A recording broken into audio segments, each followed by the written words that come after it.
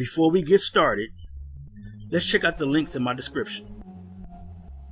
We all want nice things. We want the car, we want a house, we want a high limit credit card. But if you don't have at least a 680 credit score, you're not even in the game.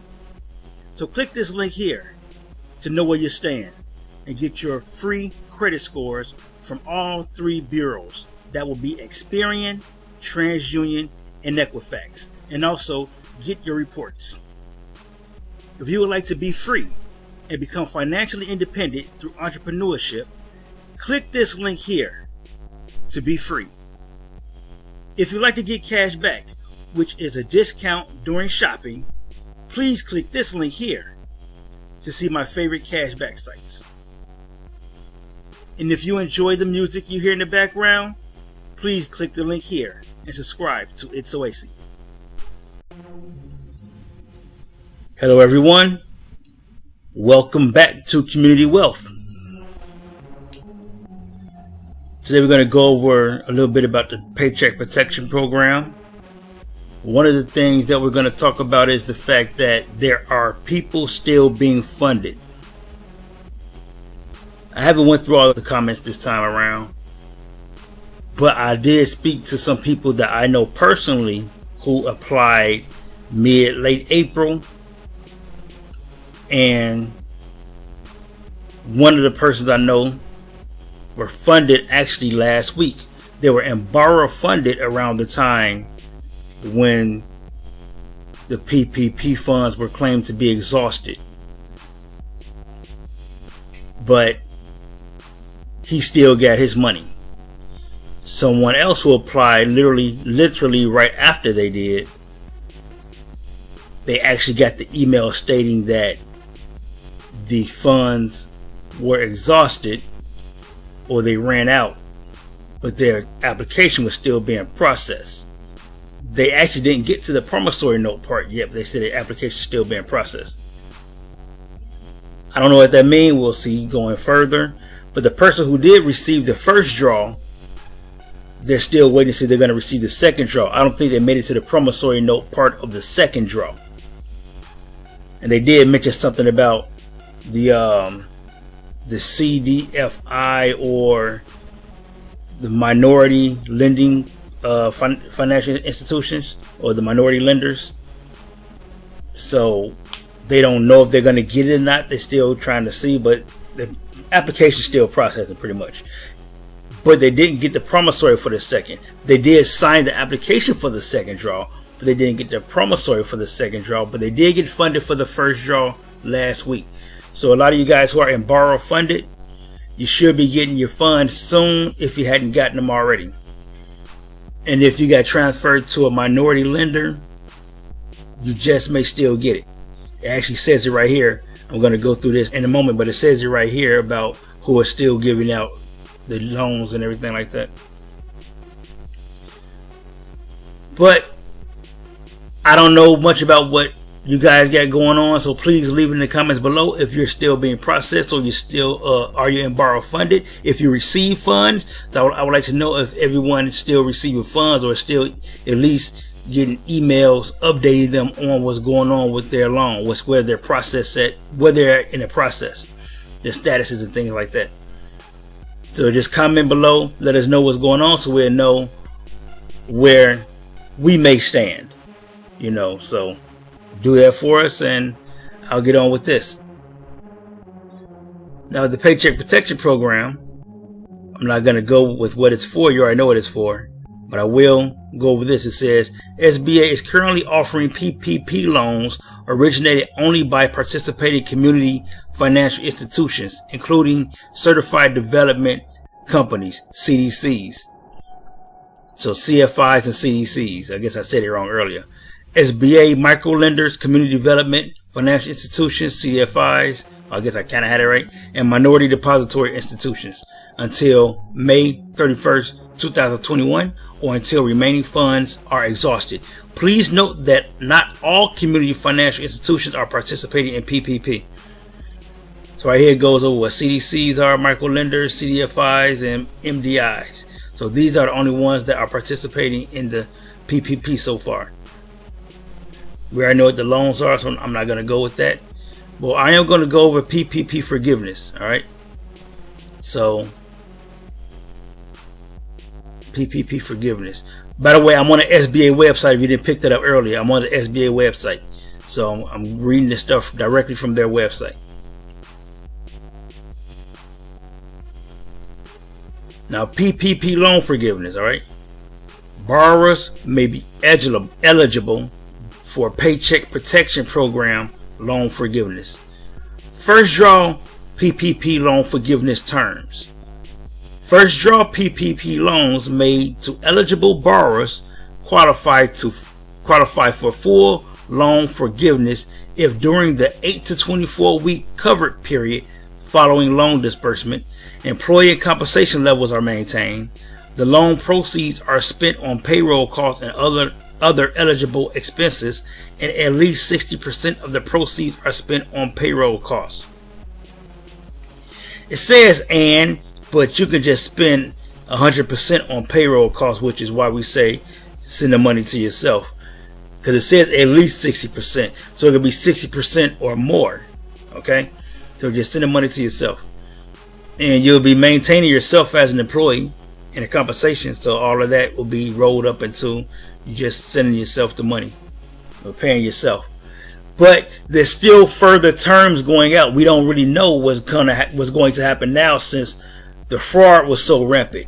So since the fraud was so rampant, we're still waiting to see what further things need to be done for forgiveness, if anything. But we'll see soon. And I'm pretty sure it's going to be here on the website in SBA.gov. Second draw PPP loan forgiveness terms.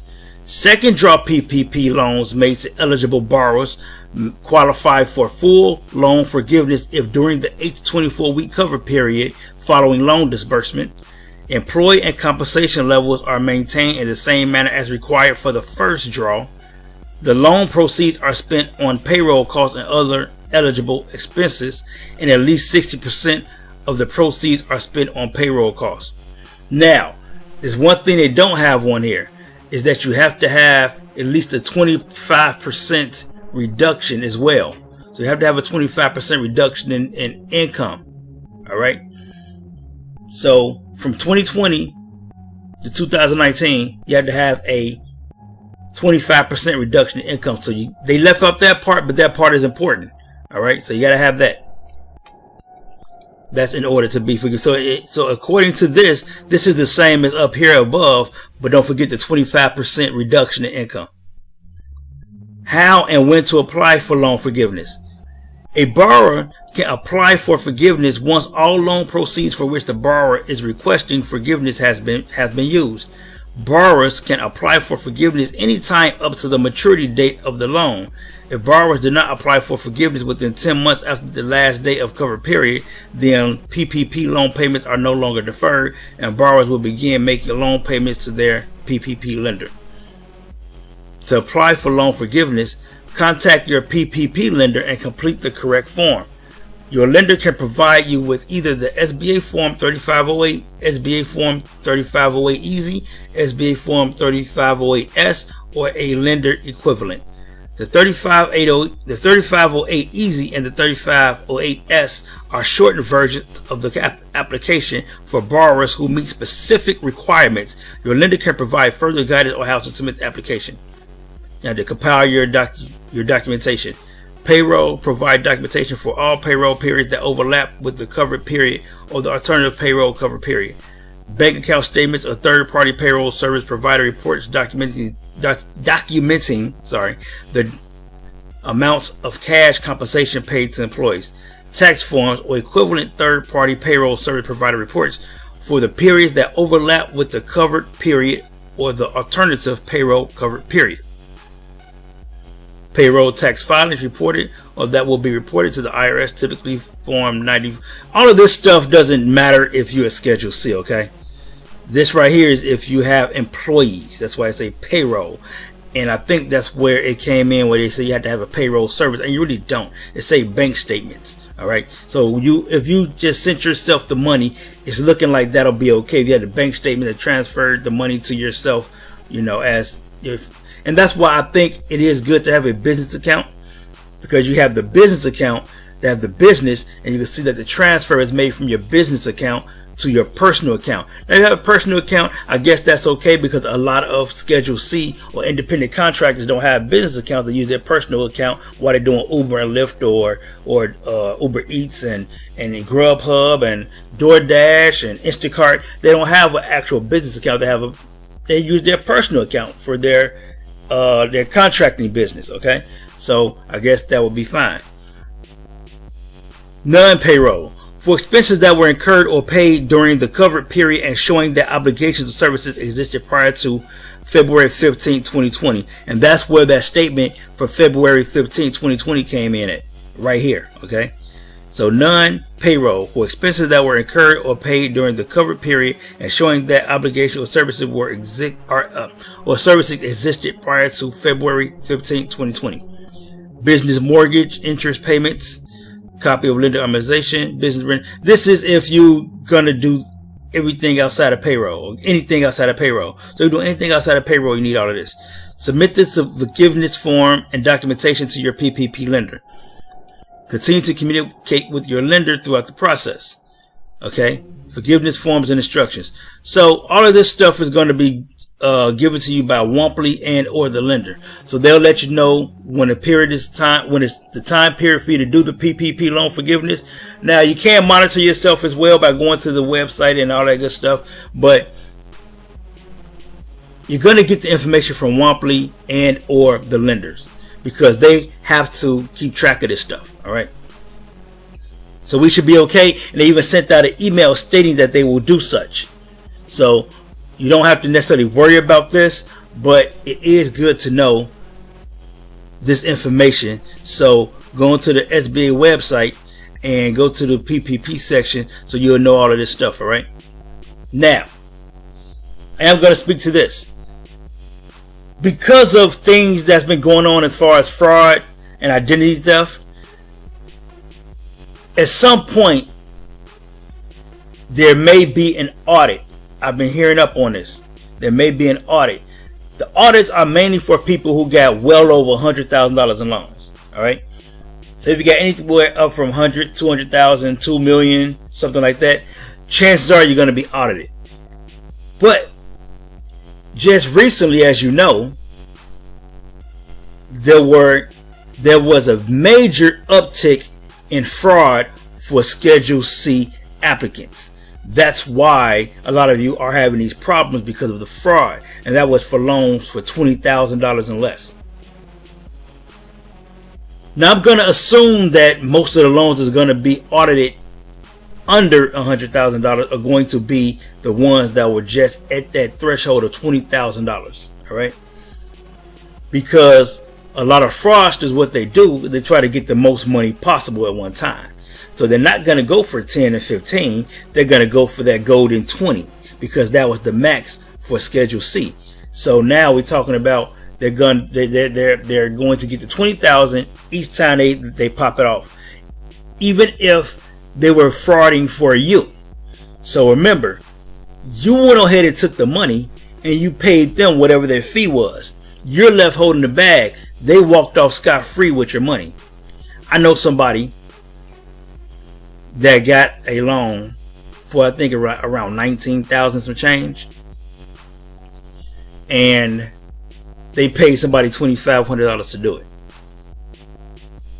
And I told them that wasn't smart, because they walk off scot-free.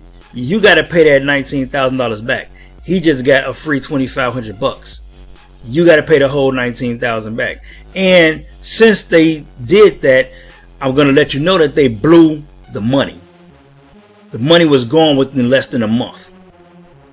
Blown to smithereens on nothing tangible or nothing toward business. Shopping, spa treatments, computers. Now, they claim the computer was for business, but that's your only business expense with a computer? And that's not a covered expense. So if you're going to take the money, at least do something to build some income so you can pay that loan back when it comes time. You might even get audited and be in trouble. but at least you paid the loan back. But you blow the money on garbage, TVs and stupid stuff like that, then how are you going to pay this money back when it's time? Now they're worried about paying the loan back. I got to pay this money back. Well, you blew the money. I told you when you got it, you shouldn't have got it in the first place. But I told you since you got it, use the money to do something to build.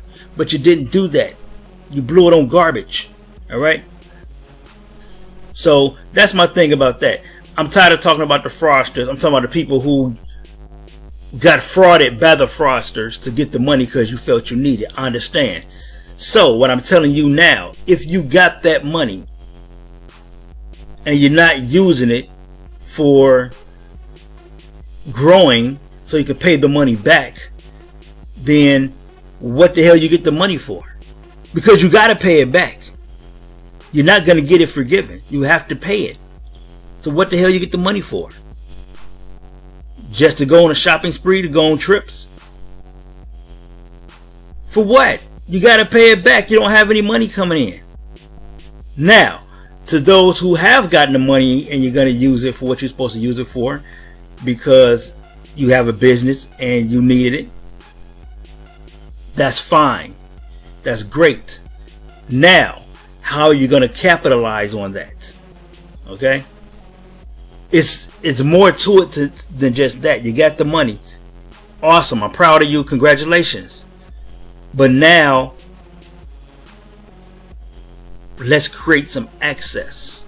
Because the PPP and or the EIDL is not the end of it. You still have to get yourself together. And I'm not saying you're not. For the people who got it together, that's fine. You just needed an extra boost. That's good. But still, this can apply to you as well. Because this is what I'm doing. I figure I'm good. But I'm still doing this, which is what my channel is about. And it's about getting my stuff together. And I'm talking about your credit. That's how you're going to create access. Yes, you can create access with this money. But remember, even if it is forgiven, that's a one-shot deal. The money is gone. Now, how are you going to create access further? How are you going to create more access? And that's getting your credit together. That's exactly what my channel is about. It's about getting your credit together and other means of income. Because I'm going to tell you right now, if you notice, you go in my descriptions of the video, I'm pretty sure a lot of people on YouTube do this. I have links there. And you even see in the beginning of my video, I talk about those links. Those links are going to help you. On top of those links are also extra income. I guess you know that already. That's why the links are there. But you go to credit monitoring. It's going to help because I use credit monitoring myself. That's why I talk about it. I only put things in the description that I use. I don't just throw stuff up there. I use this stuff. I use the credit monitoring. I use the cashback programs. And I actually have videos. If you go through my channel, you will see that I have videos on cashback. I use those things. I actually have about over $1,000 in cashback coming to me right now because I use the cashback sites. The Be Free link. Yes, I'm in Be Free. And I'm going to do a video about that as well. I bought 5 properties for total the properties cost me about $5,000 to $6,000. All right. I got 5 properties for $5,000 to $6,000 in tax liens. Okay. And I got all that information from Be Free. Okay. So I'm in the program with Be Free. So you might want to check that link out as well. So I'm in the program with Be Free. I got 5 properties, $5,000 to $6,000. I got to total it up. It's $5,000 to $6,000. I know I dropped 25 and I dropped another 3. So, but then I got to do something else. But anyway, 5 properties. Okay. 5. All right. So you go ahead and check out the Be Free link. Again, like I said, the credit monitor, I use that to monitor my credit. I got all 3 credit reports and all 3 scores. Okay. So I use this stuff. All right. I use other means as well, but that's my main thing. I usually go back to the credit monitoring service because they update my experience score daily. Okay. And they update my Equifax and my TransUnion monthly. All right. So I get those FICO scores. Okay. I also use Vantage scores as well, but I get those FICO scores. They also have the mortgage scores, the auto scores, and the bank card scores. Okay, so I have all of that stuff. So check out the credit monitoring. So again, I use these services so I can recommend them because I can talk about them. All right. Now, of course, I get paid for them as well if you sign up. That's part of that's part of creating leverage. That's part of creating multiple streams of income, and that's what I teach you to do on my channel. Yes, I talk about the PPP. I talk about the EIDL. I talk about getting your credit together, and then I show you how to do other things, like just say like the credit card insurance for car rentals. I did a whole video on putting that together, and I just got approved. So they approved my claim and they paid the car rental when I got into a little incident with the car rental. If you watch the video, you know about it. But I got into an incident with the car rental. It wasn't a bad accident, but you know, I had a little damage to the car, and the credit card paid for it. Not my credit card. I didn't swipe and pay for it. The credit card benefit is the collision damage waiver. Paid for it, and they gave me my deductible back. I had to pay the deductible to the rental agency, and they reimbursed me that back. I got the $300 back. It was a $300 deductible. I got that back. I got back my $300, and they paid for the car rental. And I did a whole tutorial how to fill out the claim. Okay, so again, that's what my channel was about. All right, it's about multiple streams of income. All right, and it's about getting yourself access to credit, to other funding. So, and that's getting your credit together. All right. I just uploaded a video the other day about how my score jumped 50 points because I got a collection deleted, and I wrote the letter myself, and I got the letter on the video that you can edit. You can edit the video. I don't have a link because you're not really supposed to use templates, and that's what I talk about in the video. But the letter worked. I came with the letter myself. I wrote it out. I sent it. A month later, the collection was deleted. And I did that, and I always do that. You know, I did it all last year. I had plenty of videos up showing you that. You know, you see the Santander video. My very first credit video was about getting medical collection deleted, and I jumped my score up over 100 points. So you have to create access. So don't just stop at the PPP. Don't just stop at the EIDL. Get your credit together too, so you can create access. And if your credit's together, then I'll talk about credit cards and things like that. Other ways you can use your credit to create access. Credit cards, lines of credit, other loans, which I prefer credit cards and line of credit. And then once your personal credit together, you can use that as leverage to start your business credit. You can start your business credit. They say around 720, but you can start your business credit around 680, 690, depending on the institution. If you're in Navy Federal, you can start your business credit around 680, 690. All right. So always put yourself in a position to create access to other funding. You don't have to just be stuck with the PPP. You don't just have to be stuck with the EIDL. Right, in the PPP, some of y'all not even getting it now. So now what are you gonna do? EIDL, many of y'all not getting the EIDL loan or target advance grant. So now what are you gonna do? Get your credit together so you can get access to other funding. All right. It wants to end on that. All right, but again, the PPP loan forgiveness, you know, Womply and the lenders will be reaching out to you for that. I believe I'm going to call EIDL. Well, EIDL. I'm going to call SBA about the EIDL loan. I already got the targeted grant. Also going to call them about the supplemental grant because I didn't get the email for that as of yet. So I'm going to see if I can rush that along. So I'm going to call them, and I'm pretty sure I'm going to record the call. I haven't decided yet, but I know I am. I usually do. Anytime I call unemployment or SBA, I record the phone calls. And I'm going to do more videos, as you know, about, you know, building your credit or rebuilding your credit, you know, getting collections off, writing dispute letters, you know, what credit cards I use to rebuild my credit and things like that. So stay tuned to the channel. I hope you got information from this video that you can use. Subscribe, share, Subscribe to It's Oasis. Again, check out those links in the description for those things that I use myself. And until the next video, everybody, let's get this money.